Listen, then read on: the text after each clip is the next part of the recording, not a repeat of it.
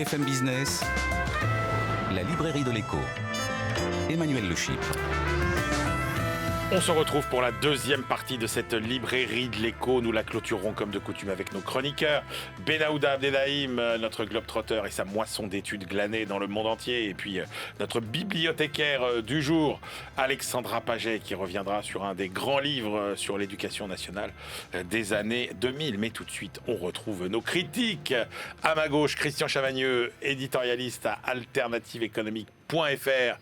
Il y tient, et puis c'est aussi l'animateur historique des pages livres d'Alternative économique. Et puis à ma droite, Julien Damon. Julien. Mais c'est bien ça. Julien Damon, hein, jeune oui, Julien. Rappelez-moi votre nom. Comme Matt Damon, ça fait un moyen mémotechnique.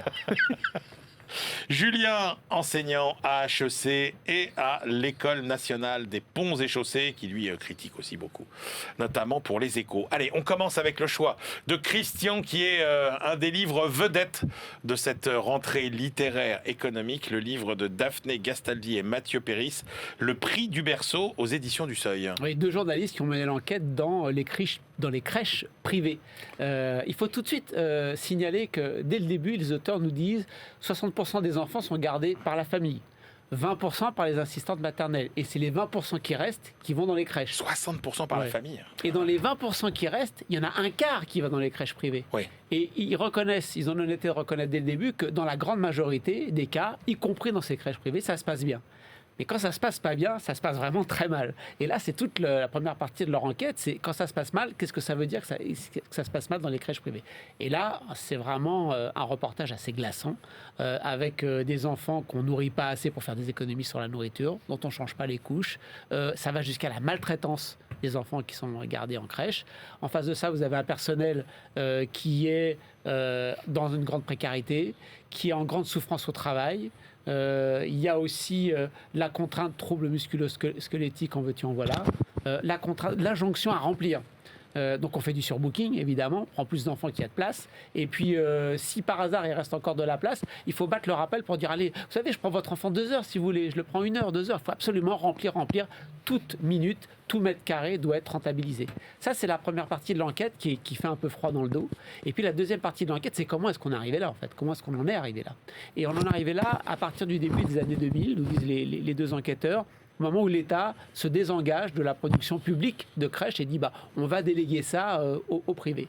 Et plusieurs offres se mettent en place. Et petit à petit, vers les années 2010, il y a concentration, fusion, rapprochement, concentration. Et là, on se retrouve avec 4 grands groupes dont, pour une partie d'entre eux, l'objectif est plus du tout l'éveil pédagogique des enfants. On fait de la garderie qui doit être rentable.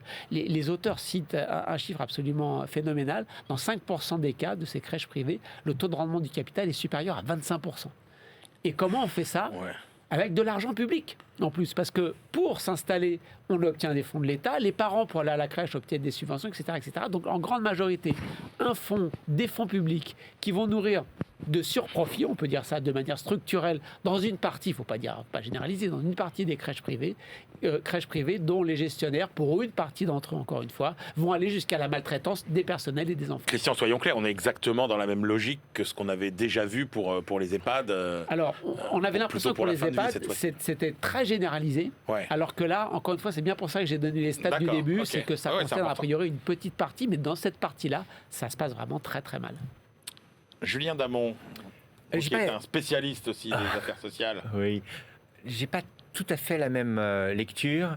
Alors, il est vrai que l'ouvrage, ça n'est pas haro sur le privé de manière caricaturale.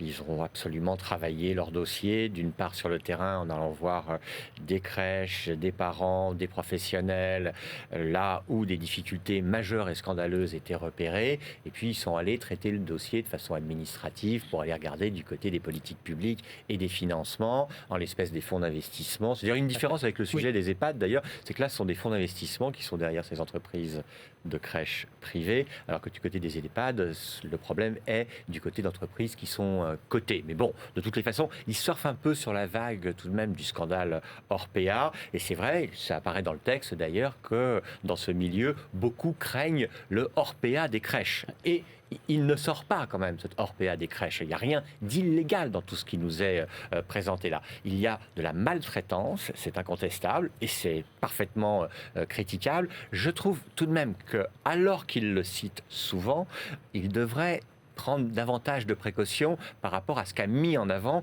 un rapport de l'Inspection générale des affaires sociales. Vous avez eu, suite à un scandale qui déclenche tout d'ailleurs, c'est-à-dire un nourrisson qui est décédé parce qu'une nourrice lui a fait ingurgiter du Dextop en juin 2022. Ceci a déclenché une enquête administrative, donc un rapport complet de l'Inspection générale des affaires sociales qui est un peu plus mitigé que l'enquête qu'ils mènent, ces deux journalistes. Un peu plus mitigé parce que ça n'est pas que le privé qui est concerné. Alors, c'est une ligne de défense aussi qu'on trouve dans l'ouvrage qui est vraiment intéressant, qui est de dire que souvent on rétorque que ça n'est pas que le privé. Donc je le rétorque, ça n'est pas que le privé. Et j'en veux pour preuve d'ailleurs qu'il traite du cas d'une difficulté majeure d'une crèche qui est gérée par une mutuelle. Ouais, alors là, c'est aussi le privé, mais c'est le privé non lucratif. Alors, ce qui est critiqué, c'est le privé lucratif, bien sûr. Je pense qu'ils auraient dû davantage interroger les experts de ce dossier, les opérateurs du côté de la branche famille de la sécurité sociale. Mais ce qui est tout à fait exact dans leur critique, là, et là, donc j'en ajoute une, Christian va être content, c'est que c'est dans les modalités de financement du système des crèches que réside le problème. Et les modalités de financement des crèches, qu'elles soient publique, qu'elle soit privée non lucrative ou qu'elle soit lucrative. C'est-à-dire que ça fonctionne sur le même modèle que la célèbre T2A, en français non bureaucratique, la tarification à l'activité des hôpitaux. Et ça pousse donc à concourir à trouver le plus d'heures possible, mais c'est vrai dans les trois secteurs, privé non lucratif et public. Je pense qu'ils mettent aussi l'accent sur la non-reconnaissance des métiers, sur la faiblesse de l'attractivité. Ils n'ont pas la solution magique. Ils évoquent ce que le gouvernement veut faire sous le nom de service public de la petite enfance, qui est à mon sens d'ailleurs une excellente idée, mais ils ne répondent pas, parce que personne n'y répond, à la question première du système de garde des petits-enfants, c'est est-il ce système en place pour les parents, c'est-à-dire pour qu'ils puissent travailler, ou est-il en place pour les enfants? Alors évidemment, tout le monde va dire les deux, mon capitaine. Le seul truc, c'est que depuis 20, 30, 40 ans, donc plus que l'éruption des crèches privées,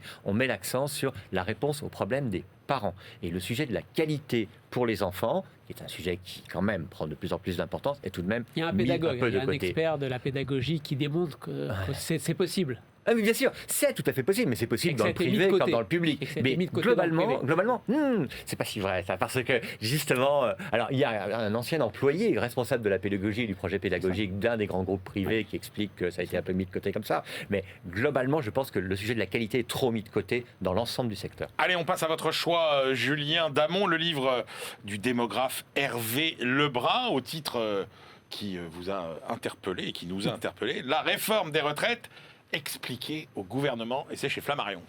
Alors on passe de la petite enfance à un autre âge de la vie, là on passe aux retraités, notre émission est très bien mais avant l'EHPAD quand même. Oui, on pourra continuer une prochaine fois, si on avait peu évoqué les EHPAD déjà. Bon, passons, et mettons de côté nos sourires, parce que ce sont des sujets sérieux, parfois même un peu laborieux, là, en l'espèce. C'est un ouvrage qui d'ailleurs rencontre le succès, avec un auteur réputé. C'est assez intéressant d'ailleurs sur le fond à traiter de ce que raconte M. Hervé Lebras, parce qu'il y a plusieurs mois, il passait son temps à entonner la vulgate « le déficit n'est pas si important en matière de retraite », et là, maintenant il reprend à tour de bras l'idée selon laquelle il y aurait 30 milliards d'euros qui seraient cachés. Alors ces 30 milliards d'euros correspondent au déficit qui est contenu dans la subvention d'équilibre de l'État pour ses fonctionnaires, les fonctionnaires de l'État. Il n'y a pas la fonction publique territoriale et la fonction publique hospitalière qui sont concernés, donc subvention à son propre régime de retraite, en considérant des ratios de dépendance économique qui seraient les mêmes que dans le secteur privé. Alors c'est un calcul conventionnel, c'est-à-dire qu'il y a bien ces 30 milliards d'euros que l'on peut, si on prend une autre convention que celles qui sont habituellement prises en compte, considérer comme du déficit, mais il n'y a rien d'extraordinaire dans sa découverte. Et ce sont d'ailleurs des calculs d'experts qui font l'objet de plein de débats, qui ont été établis par des experts plutôt libéraux au départ, dans la revue Commentaire, qui ont été repris par François Bayrou en tant que haut commissaire au plan. Le sujet de Lebras, c'est qu'il en fait l'alpha et l'oméga de l'histoire de la réforme récente. Il en profite pour critiquer, je trouve, trop vertement et trop facilement le Conseil d'orientation des retraites. Oui, quand il est dans son métier, c'est-à-dire le démographe, le spécialiste des chiffres, il est plutôt bon nous expliquant que le corps s'arrête à 8 scénarios, alors que sur le papier, il devrait en faire 108. Il conçoit bien que 108 scénarios, personne regarderait. Il se présente un peu comme l'expert des experts. Alors, on le trouve dans le bureau de Valéry Giscard d'Estaing dans les années 70 sur les projections de population à l'horizon 2070. Là, on le trouve nous racontant ses discussions avec un conseiller de l'Élysée qui lui ferait découvrir ce que les experts connaissent d'ailleurs, ce dont les experts ont d'ailleurs déjà beaucoup débattu. Donc moi, je le trouve, hélas, je vais le dire ainsi, pas forcément aussi convaincant qu'il doit penser pouvoir l'être. Voilà, pour le dire de manière diplomatique. Même dans sa proposition, il fait une proposition à la fin qui compliquerait tout, qui serait de dire il faut autant d'années, enfin chaque année cotisée nous apporterait une année de vie à la retraite en bonne santé. Bon, voilà, c'est encore plus compliqué que ce qu'on voulait faire. Et je termine en disant que ce qu'il nous montre quand même, c'est les imperfections de la réforme et la nécessité de plusieurs réformes encore à venir. Christian Chavagneux. Je partage à 100% ce qu'a dit, ce que vient de dire Julien. J'ai la même lecture. Le début du livre, là où le démographe s'exprime, est vraiment la partie la plus originale, la plus intéressante. Attention, on est en train de sous-estimer, on est peut-être en train de sous-estimer la mortalité en France. Et donc, il n'y aura pas malheureusement autant de vieux, il n'y aura pas autant de retraités. Et donc, il n'y aura pas autant d'argent à dépenser pour les retraités. Et la deuxième chose qui m'a intéressé, de la part du statisticien démographe qui est Hervé Lebras, c'est de dire il y a plusieurs scénarios de productivité de la part du Conseil d'orientation des retraites, plusieurs scénarios d'auto d'emploi, plusieurs scénarios de mortalité, plusieurs scénos d'échanges migratoires, de soldes migratoires. Et à chaque fois, le Conseil d'orientation des retraites fait bouger un seul, toute chose égale par ailleurs pour les autres paramètres. Et donc, on a l'impression, quand on fait bouger un seul des paramètres, que finalement, la variabilité entre les différents scénarios est assez faible. Non, il dit en fait, si on fait vraiment bouger tout d'un coup, on peut avoir une énorme variabilité qui se compte en plusieurs dizaines de milliards. Ouais. Donc, attention, et là, je suis assez d'accord avec Julien, il tape vraiment beaucoup sur le Conseil d'orientation des retraites, sous-estimant le fait que, quand même, cette institution, c'est un lieu de formation de consensus. On peut débattre, en tout cas, à partir de ce que donne le corps. Donc, cette partie-là, je trouvais la plus intéressante. La partie dans laquelle il dénonce la justice, et bien évidemment, de la réforme m'a plutôt plu, notamment sur cette réforme, ce côté alambiqué des carrières longues. Il dénonce ça très bien, même si de temps en temps, il veut absolument nous expliquer ça avec des chiffres, et donc il faut suivre ça, il faut prendre un crayon, c'est pas très facile à lire.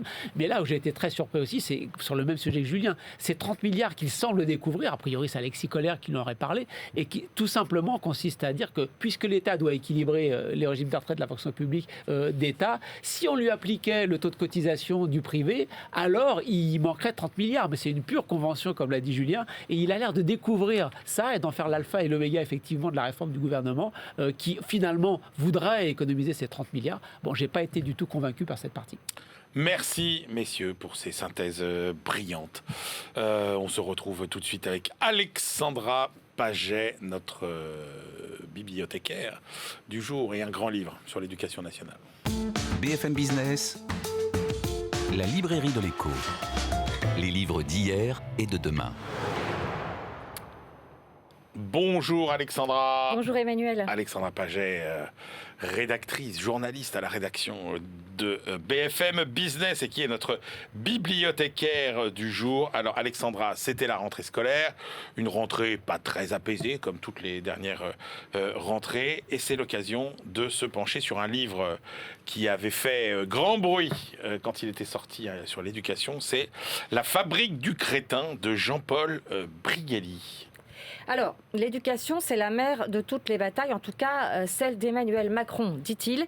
Et ses objectifs au président de la République semblent répondre directement à la description que fait Jean-Paul Brigelli de l'éducation nationale, sauf que cette description, il l'écrit en 2005. Donc, il est enseignant de formation, Jean-Paul Brigelli, donc il sait à peu près de quoi il parle quand même. Et selon lui, en 40 ans, le système éducatif français produit des élèves qui ne savent plus ni lire, ni écrire, ni compter, donc penser. Un système éducatif, Emmanuel, qui est de plus en plus démissionnaire de son rôle fondamental et qui n'est plus le moteur d'un ascenseur social en panne. Dans le pays des Lumières, c'est moyen. Le programme du président de la République, donc, vise à remettre à l'école le cœur des savoirs fondamentaux, je cite. Mais comment Jean-Paul Brigelli dissecte-t-il finalement dégradation, j'ose pas parler de descente aux enfers de notre système éducatif.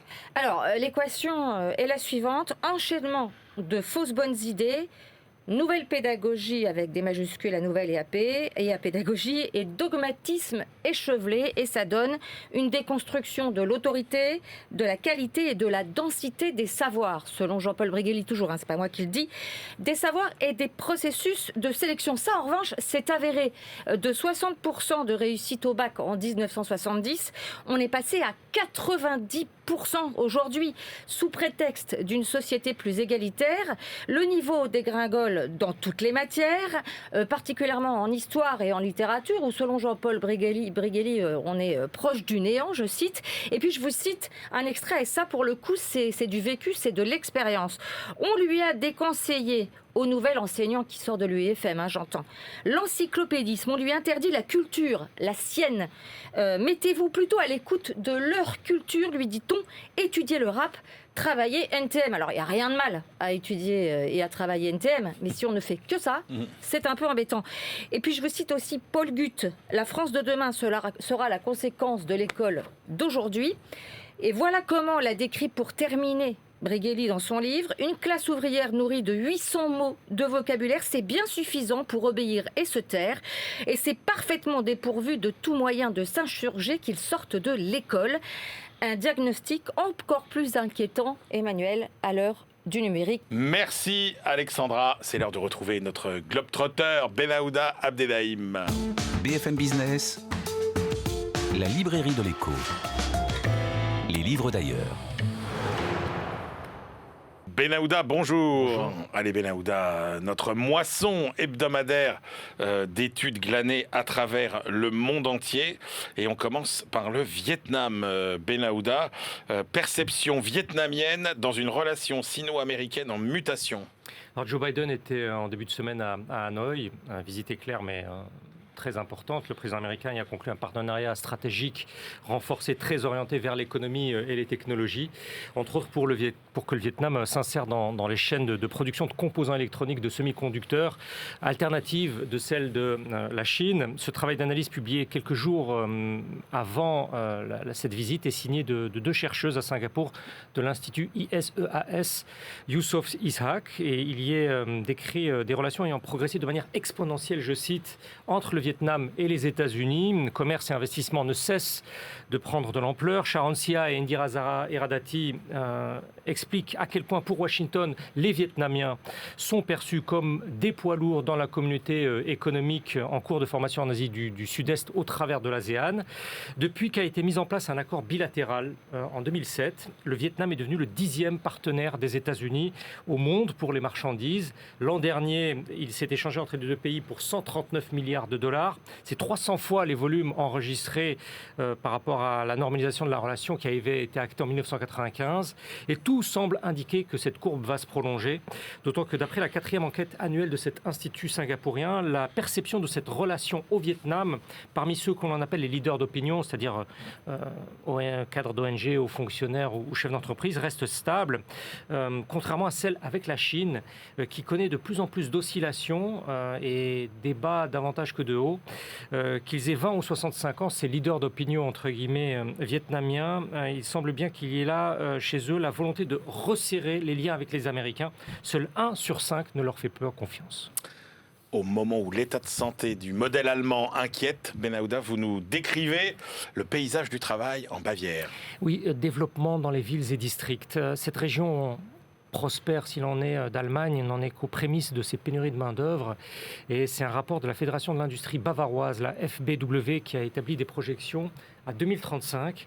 Il va alors manquer en Bavière quelques 400 000 travailleurs. La population active réellement disponible passerait de 6,6 millions à 6,2 millions. Beate Neubauer et ses co-auteurs préviennent que des goulets d'étranglement vont se retrouver dans 26 des 36 principaux secteurs professionnels étudiés, dans le transport public, comme partout ailleurs d'ailleurs. Ce serait 66 000 postes qui ne pourraient pas être pourvus, presque autant dans les métiers de la propreté. Il y a aussi 31 000 dans l'ingénierie du bâtiment, 20 000 dans la métallurgie, 18 000 dans la machine-outil. Et rares seront les excédents de main-d'œuvre. Il y a la publicité marketing, ce sera 15 000. Mais il y a aussi une cartographie régionale de ces pénuries. Et il y a d'abord un clivage nord-sud en Bavière, et puis aussi entre les districts ruraux, où les baisses se révèlent supérieures à la moyenne, tandis que les métropoles, les agglomérations, observent une tendance plus favorable. Les départs à la retraite deviennent toujours plus nombreux par rapport aux rentrées dans la vie active. Le déséquilibre devient structurel. Les auteurs de la FBW considèrent aussi que pour atténuer cet impact de ce choc structurel, en Bavière, il va falloir des efforts pour parvenir à un meilleur équilibre entre vie professionnelle et vie privée, convaincre les gens que c'est possible. Ce qui, disent-ils, requiert de mettre en place des incitations, sinon il y aura encore moins de forces vives demain dans cette région moteur de l'économie européenne. La sonnette d'alarme est tirée. Allez, on termine par un petit séjour touristique au Mexique.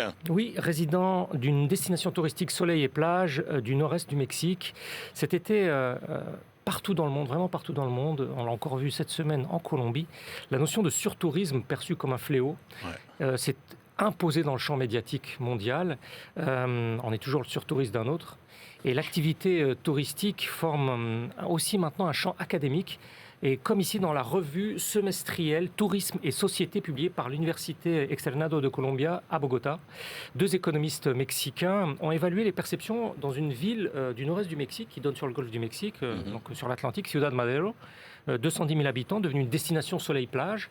José Vicente Jaramillo et José Raúl Luyando ont interrogé 384 résidents permanents en constituant un échantillon représentatif avec la rigueur académique requise. Alors globalement, il se dégage une opinion positive quant au surcroît d'investissement que cela a apporté à la ville et aussi pour l'emploi, ce qui améliore les conditions de vie, les infrastructures locales. Et il y a aussi l'impulsion de cette évolution que cette évolution du tourisme a donné à la production locale, à l'artisanat notamment. Alors pour le négatif, il y a 2 reproches centraux qui ressortent, une augmentation de la pollution et une recrudescence de la délinquance inhérente au flux touristique. Les habitants reprochent en plus à ce tourisme une contribution accrue à l'inflation. Une série de propositions venant des habitants est là aussi structurée et tourne autour d'une demi-douzaine de points. L'un d'eux, c'est une volonté de réglementer de façon plus stricte l'un des éléments les plus visibles de cette activité, les hôtels des grandes chaînes internationales qui profitent souvent, selon eux, de la faiblesse ou même de la corruption des autorités locales pour construire dans des endroits qui causent de la pollution et des dommages à la plage, dommages irréversibles selon les habitants. Ciudad Madero veut encore croire à un soleil rentable et durable. Merci beaucoup, Benahouda Abdelhaim. Allez, c'est l'heure de nos ultimes choix.